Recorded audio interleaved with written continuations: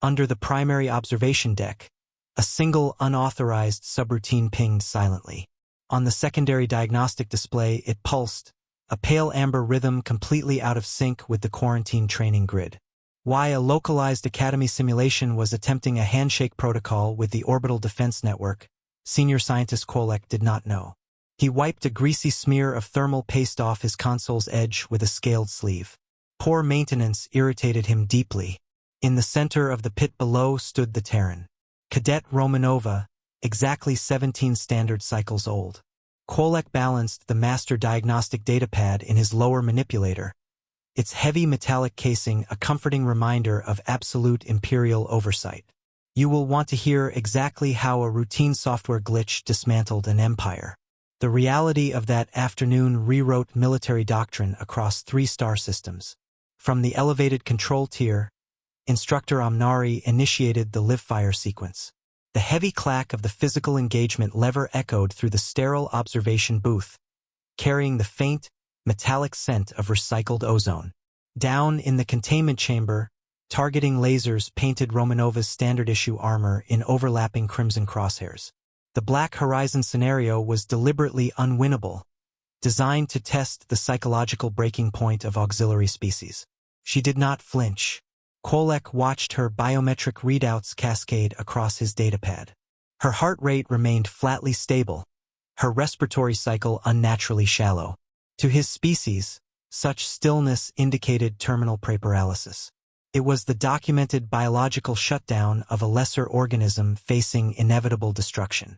Her central nervous system, he assumed, had simply surrendered to the overwhelming mathematical certainty of 300 simulated cruisers locking onto her position. Only her right hand moved. 2 primary digits tapped rhythmically against the side of her ocular visor. Tap, pause, tap tap. A nervous adolescent tremor, Kolek catalogued mechanically. He logged the behavioral tick in her permanent psychological profile file. Above the arena floor, the simulated starfield began to distort. The deep obsidian holographic projection fractured into jagged lines of static, bleeding violent violet light onto the pristine ceramic floor tiles. Amnari grunted, adjusting his heavy haptic interface gloves with a sharp jerk of his wrists. He fed more power to the drone emitters, his wide jaw set in a posture of extreme annoyance. He clearly assumed a simple bandwidth fluctuation in the aging Academy projectors was causing the visual tear. Auxiliary species always strain the rendering engines, Amnari grumbled, his voice raspy over the localized comms. Their unpredictable micro-movements waste processing power. The diagnostic datapad in Kolek's grip vibrated sharply. A secondary warning flashed across the polished glass screen, throwing a harsh artificial glare against his primary optical ridges. Protocol override. He tapped the dismissal rune. Academy equipment always threw false positives during high-load stress tests. But the amber subroutine he had noticed earlier was no longer just pinging in the background. It was actively multiplying. The unauthorized code duplicated itself across the visual monitors like a fungal bloom spreading rapidly over wet soil. Kolek magnified the data stream, his specialized cognitive nodes attempting to parse the bizarre syntax.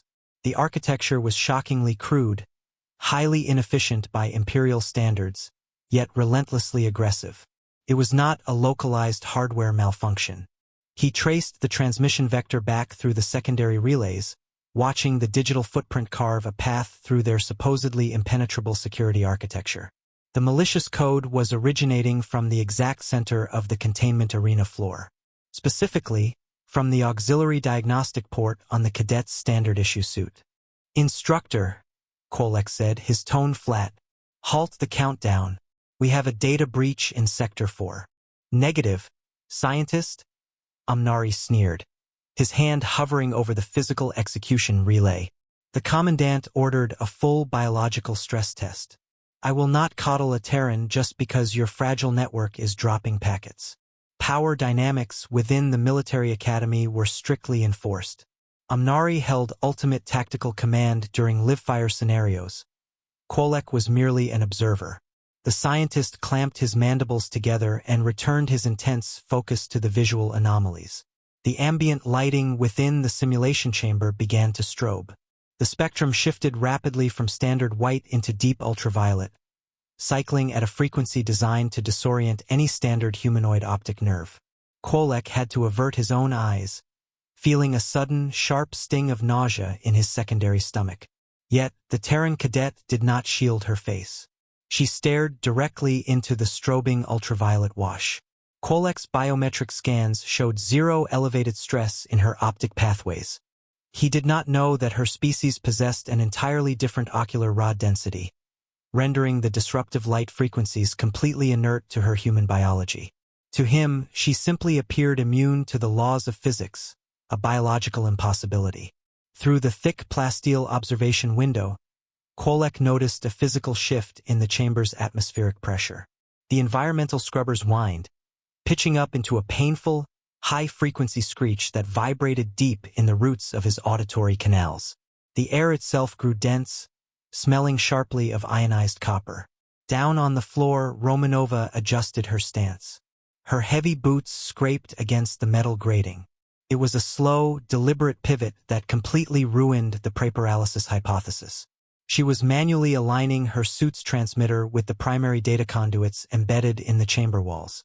The datapad burned suddenly hot against Quolek's palm. Inside the handheld device, microscopic cooling fans shrieked, spinning far beyond their rated safety tolerances. He looked down, profoundly irritated, fully expecting to see a standard thermal overload warning requiring a manual system reboot. Instead, the localized training grid vanished entirely from the screen. Replacing the familiar tactical overlay was a scrolling, infinite wall of foundational binary. The Empire's core planetary architecture, stripped completely bare. The orbital defense network's primary firewalls were actively dissolving before his very eyes.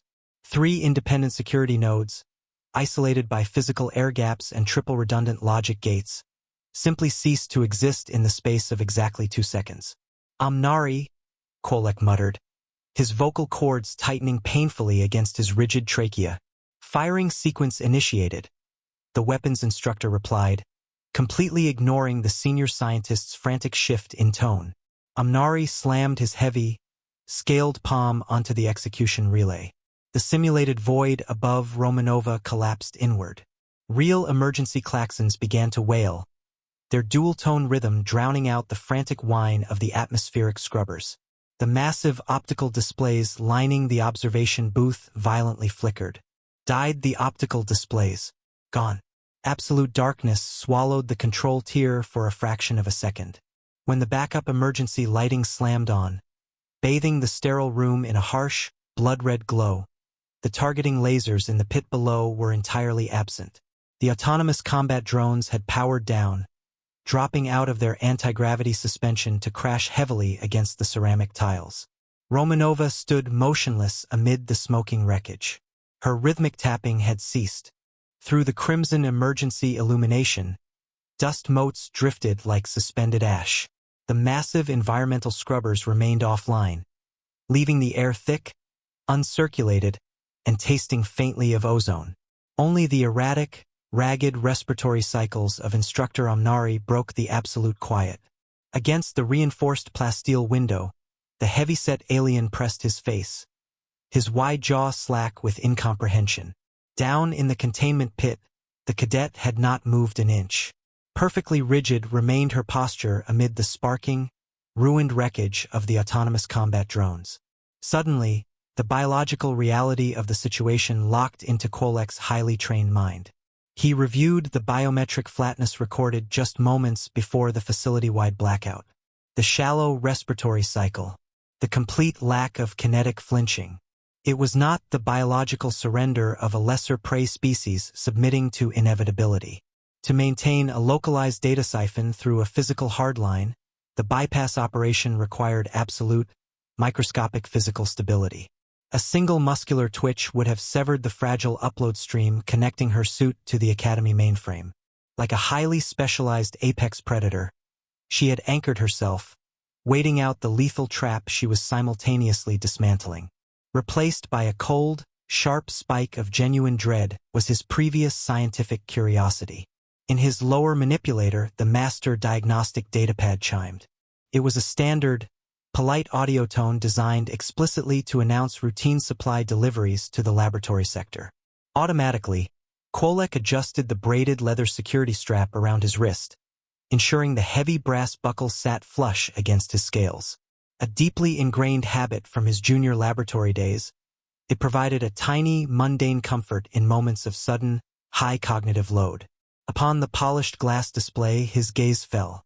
The infinite wall of hostile binary from the localized Academy grid had cleared entirely.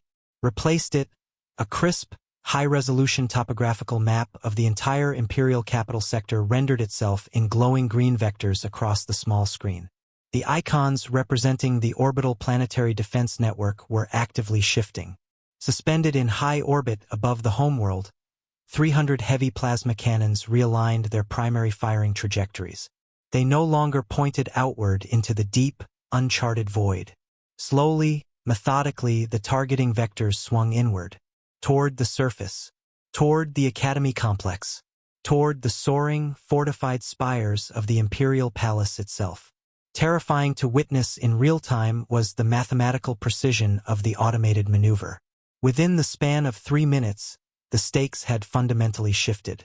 This was no longer about a single Terran cadet surviving a rigged, punitive live-fire exercise.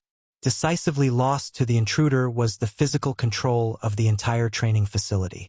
Now, the foundational security of the homeworld hung suspended by a fragile thread of unauthorized code written by a 17-year-old. Beside him, Commander Vorek finally processed the shifting telemetry on his own secondary observation monitors. For brutal, protracted campaigns on the hostile outer rim, the veteran instructor had survived. He understood orbital bombardment coordinates, thermal atmospheric degradation, and planetary siege tactics intimately. The deep, jagged scars across his asymmetrical facial ridges flushed a dark, bruised purple as the pressurized blood rushed to his head. Vorek gripped the edge of his command console. So intensely did he squeeze the reinforced carbon fiber plating that the primary joints in his digits emitted a sharp, audible crack. Beneath his fractured cuticles, viscous blue fluid began to well up, dripping silently onto the ceramic floor tiles. Yet he did not let go. "She has the guns," Vorek whispered, completely devoid of his usual commanding resonance. The sound scraped roughly against his vocal cords. Down in the darkened chamber, the Terran finally broke her statuesque stillness. Slowly, she reached up. With a sharp, precise twist of her wrist, she detached the physical data tether from her armored suit. To the metal grating dropped the thick braided cable with a heavy, final thud. Back rolled her shoulders, the interlocking armor plates shifting smoothly over her joints. Then, she tilted her head upward, staring directly through the one-way observation glass. She could not possibly see them in the unlit booth. Yet, directly onto Kolek's specific position behind the reinforced barrier locked her eyes. Over the open comms channel, the audio feed cracked with a loud burst of static. "Simulation over," Romanova said, echoing metallic and cold through the overhead speakers. Her voice carried entirely without the expected adolescent tremor. "My turn." The datapad in Kolek's hand vibrated once more, the internal haptics buzzing against his palm. Its screen transitioned from the orbital telemetry map to a single, static image. The Imperial crest, rendered in stark white against a black background, began to pixelate rapidly at the outer edges. One by one, the overhead emergency lights in the observation booth deactivated. With a series of metallic clanks, the heavy plasteel blast doors sealed shut, the manual override latches rotating into the locked position. Down in the pit, the cadet knelt slowly onto the scorched tiles. She picked up a discarded drone casing and tested its physical weight in her left hand. The datapad display went entirely dark.